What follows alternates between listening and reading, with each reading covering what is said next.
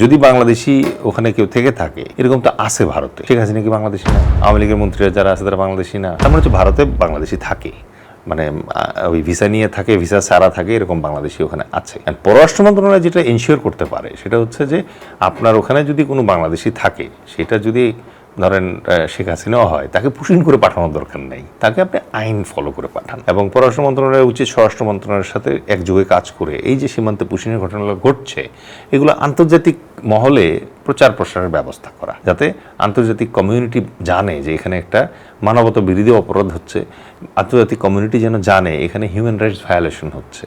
এই কাজগুলো অবশ্যই পররাষ্ট্র মন্ত্রণালয় করতে পারে। বাংলাদেশ একটা সীমিত অর্থনৈতিক সক্ষমতা সম্পন্ন দেশ, এটা আমরা সবাই জানি।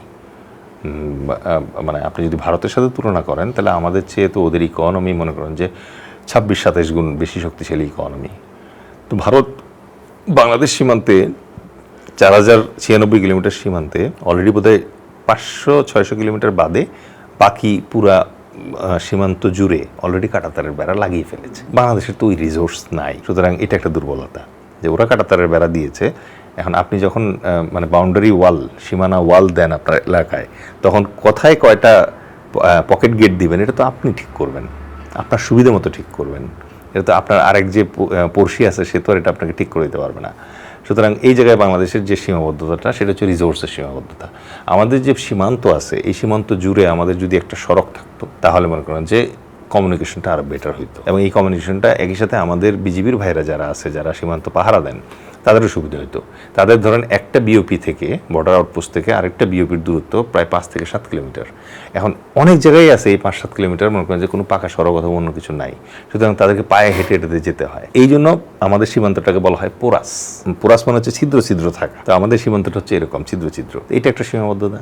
2 নম্বর সীমাবদ্ধতা যেটা, সেটা হচ্ছে যে আমাদের যে সীমান্তরক্ষী বাহিনী আছে, তাদের সীমান্ত তদারকির জন্য এবং নজরদারির জন্য যে ধরনের বর্তমান জামানার উন্নত মানের টেকনোলজিক্যাল ইকুইপমেন্ট থাকার কথা, সেগুলো তো নাই। ওগুলো যদি থাকতো তাহলে তো আপনি প্রত্যেকটা পুশিনের স্ট্রেট ফুটেজ পাইতেন, স্যাটেলাইট ফুটেজ পাইতেন। এগুলো আপনি আমাদের দেশের জনগণকে দেখাতে পারতেন, আমাদের মিডিয়াতেও দিতে পারতেন, আন্তর্জাতিক মিডিয়াতেও আপনি শেয়ার করতে পারতেন।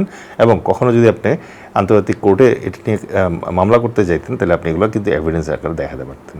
সো ওই জায়গায় একটা সীমাবদ্ধতা আছে। তৃতীয়ত যে সীমাবদ্ধতা আছে সেটা হচ্ছে যে পুশিনের মতো ঘটনা যেগুলো আছে, এই ঘটনাগুলো ঠেকানোর জন্য সমন্বিত যে পদক্ষেপ দরকার। যেমন ধরেন যে আজকে আপনাকে মানে কথা একজনকে পুশিন করে বাংলাদেশে পাঠানো হলো।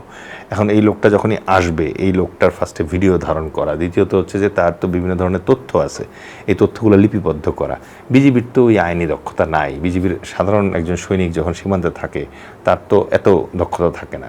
তার মানে হচ্ছে যে এইখানে বিজিবির টিম, মিডিয়া টিম, আইনগত টিম এবং মানবাধিকার টিম, এই 4টা এলিমেন্ট একসাথে করে যদি টাস্কফোর্স ক্রিয়েট করা যেত, তাহলে কিন্তু ওই জায়গাগুলোতে আপনি অনেক বেটার রেসপন্স করতে পারতেন।